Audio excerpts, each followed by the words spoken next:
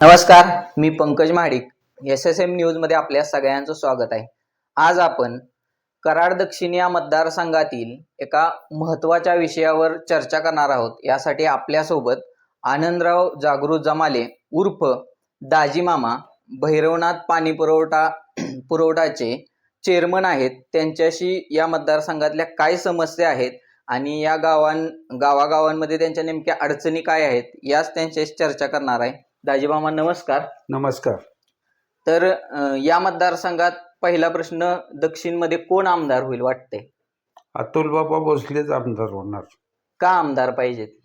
कामाचा माणूस आहे म्हणून. या ज्या आता चर्चा करताना तुम्ही सांगितलं की विमानतळाचा महत्त्वाचा प्रश्न या ठिकाणी आहे.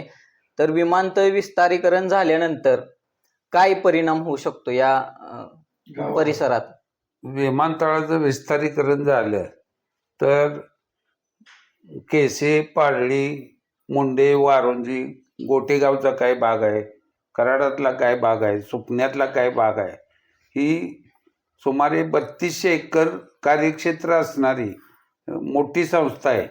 आणि ही संस्थेमध्ये आम्ही गेले 25 वर्षे झाली कार्यरत आहोत. ही संस्था अतिशय नावारूपाला आलेली असून ह्या संस्थेपासून या 5-6 गावातल्या शेतकऱ्यांचा मोठा उत्कर्ष झालेला आहे. आणि हे विमानतळाचा घाट जो पृथ्वीराज चव्हाणांनी गाठलेला आहे तो जर त्यांनी पूर्णत्वास न्यायचं म्हटलं तर ह्या 4 गावामध्ये अतोनात बेकार येईल, शेतकरी उद्ध्वस्त होतील आणि त्यांना दुसरं जगण्याचं साधन राहणार नाहीत. आणि इथं हे छोटंसं विमानतळ आहे पाहुणे येण्यासाठी किंवा कोयना धरणाच्या सुरक्षेसाठी. ते विमानतळाला आमचा विरोध नाही. आमचा विरोध आहे तो वाढीव विमानतळाला आहे आणि ती वाढ झाली नाही पाहिजे असं आमचं मत आहे. आत्ताचं जे विमानतळ आहे किती क्षेत्रात आहे आणि विस्तारीकरणासाठी किती शेतकऱ्यांच्या जमिनी जाऊ शकतात? आत्ता विमानतळ आहे ते 60 एकर मध्ये. आणि आता नवीन त्यांनी करायचं म्हटलं तर अजून 120 एकर क्षेत्र त्यात बाधित होणार आहे. ते बाधित होणार वेगळं आहे, पण बाधित क्षेत्राच्या बाहेरचं क्षेत्र त्याला सुद्धा एअर इंडियाच्या काय अट्टे आहेत त्या अट्टे आपल्याला पोषक नाहीत. इथं सगळं धारावी होईल. इथं शेतकऱ्यांना मोठे बंगले किंवा बिल्डरना मोठ्या इमारती वगैरे बांधता येणार नाहीत. आणि ती पण बांधायचं झालं तर एअर इंडियाची परवानगी असल्याशिवाय ते बांधू शकत नाही आम्ही. म्हणजे त्यांच्या काय काय अटी आहेत की आणि त्याचा शेतकऱ्यांवर कसा परिणाम होऊ शकतो? इरिगेशन बंद पडलं तर आम्ही रोजीरोटीला मागवणार. आणि त्यांची अटी म्हणजे ही परवानगी आणायला दिल्लीला जावं लागतं. ही परवानगी इथं मिळत नाही. मग हे सामान्य माणसाला शक्य आहे का? नाही, ते हिताचं ठरणार नाही. म्हणून हे विमानतळ इथं नको आहे. तुम्ही विना परवाना किती फुटापर्यंत बांधू शकता एखादी इमारत? ही असा एक काय आहे का प्रत्येक गोष्टीला त्यांची परमिशनच लागते? साधारण 20 फुटापर्यंत आता तरी.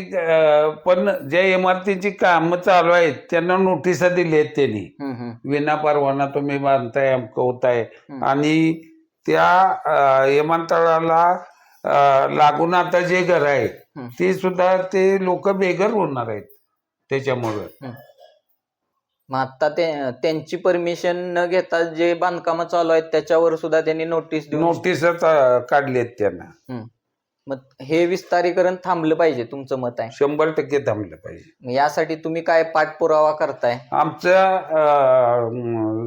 डॉक्टर भारत पाटणकर यांचं जे श्रमिक मुक्ती दलाची चळवळ आहे त्याच्या माध्यमातून आम्ही त्यांना गेली 13 वर्ष झाली आमचा मोठा विरोध आहे. आम्ही शांततेत मोर्चे किंवा उपोषणं, आम्ही 58 दिवस सातारला कलेक्टर ऑफिस समोर उपोषणाला बसलो होतो.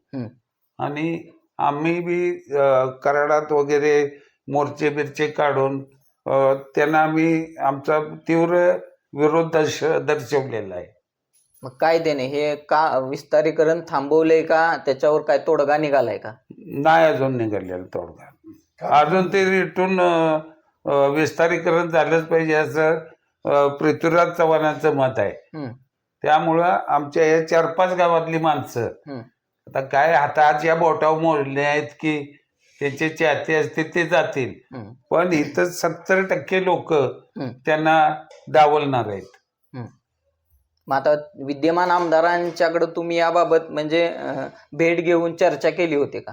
केली होती की काय त्यांनी काय सांगितलं? की विमानतळाचं आम्ही काम चालू केलं तर त्याच्या आधी तुम्हाला स्कीम पूर्ण करून देणार, हे करणार ते करणार. कोणती स्कीम? तेच भैरवनाथ पाणी पुरवठा योजना. हा. तर म्हटलं असं नाही होणार. उद्या स्टेज झाली, हम्म, त्याचं वाढीव लाईट बिल आलं, काय झालं तर ती शेतकऱ्यांना उर्दंड आहे. हम्म, त्यामुळं ते आम्हाला मान्य नाही म्हणून आम्ही त्यांना सांगितले त्यावेळी. हम्म. मग हे विस्तारीकरण थांबलं पाहिजे असं तुमचं 100% ठाम मत आहे. थांबलं पाहिजे. आणि ह्या आम्ही गेले अनेक वर्ष झाली, म्हणजे आज पहिला आमचा उत्तरेत गावं होती, हम्म, हम्म. ही तिसरं इलेक्शन आम्ही दक्षिणेत आलो या. हा. आणि तेव्हापासून स्वर्गीय विलासराव पाटील काका होते, PD साहेब होते, त्यांचा सुद्धा या प्रकल्पाला विरोध आहे होता. आम्हाला स्वर्गीय काका म्हणा, PD पाटील साहेब म्हणा, PD पाटील साहेबांनी तर शरद पवारांना सांगितलं होतं की बाबा सुपीक जमिनी आहेत, इथं विकास झालेला आहे, तो विकास मोडून तुम्ही कसला विकास साधणार आहे? आज शासन शेतकऱ्यांना पाणी देण्यासाठी हजारो कोटी रुपये खर्च करतंय आणि तो विकास झालेला तुम्ही मोडून इथं विमानतळ वाढवू नका असं ह्याच्या पाठीमागच्या नेत्यांनी सुद्धा सांगितलेलं आहे. तर खूप महत्वाचा प्रश्न आहे. विमानतळ विस्तारीकरण झाल्यामुळे शेतकऱ्यांना मोठा धोका आहे, त्यांचं मोठ्या प्रमाणात नुकसान होऊ शकतं. त्यामुळे विस्तारीकरण होऊ नये अशी या 4-5 गावातील स्थानिक नागरिकांची आणि शेतकऱ्यांची मागणी आहे.